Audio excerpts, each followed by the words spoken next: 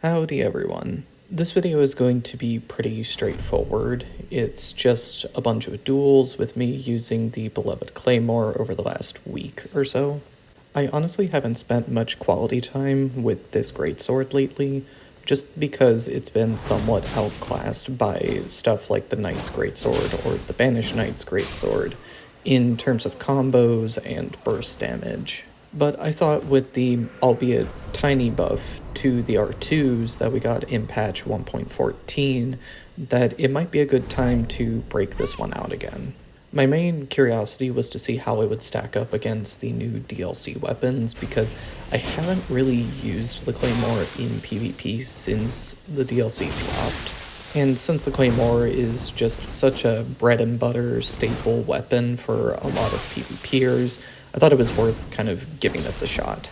And in my not at all expert opinion, I'd probably put the Claymore in the B tier as far as duels go. It's certainly nothing fancy or flashy compared to a lot of the newer weapons, but it does require you to develop more of a fundamental understanding of reading and spacing your opponent, since this weapon class is fairly punishable. And it's generally advisable to try and throw out more mix-ups or changing up your timings because of how predictable this moveset can be. But you can definitely bolster this weapon's versatility with the right Ashes of War, especially if you have 2 or 3 of them in your inventory on the hard swap, just so that you can have maybe a better aggressive Ash of War or a better turn and burn or anything like that in order to keep your opponent guessing. I've always been partial to Piercing Fang just for its great roll catch potential and the ability to close distance.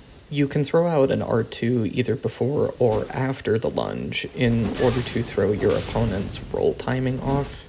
And if you're stacking, for instance, the two-handed talisman along with the spear talisman in order to boost your counter damage, you can actually get a pretty decent amount of burst damage out of an uncharged R2.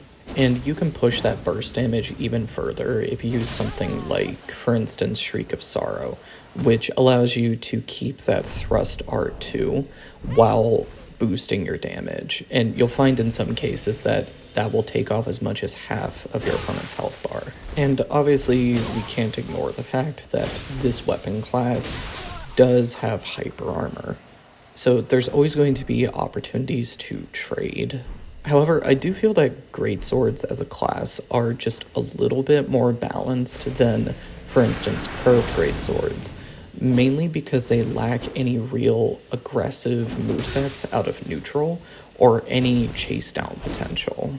So unlike with CGS, you can't just go charging in and doing a running attack while leaning on the hyper armor to get the trade. But personally, I still try not to crutch on the hyper armor too much, just because if you keep doing that, it might just cause you to default into caveman monkey mash mode and become very one note in your play style.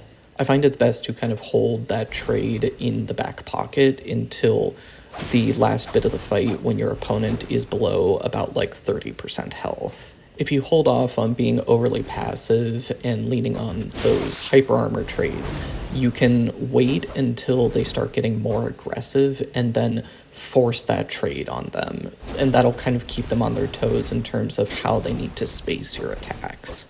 But the fact that I feel the need to play this way, I feel is just another unfortunate consequence of the just incredible balancing choices that From Software has implemented.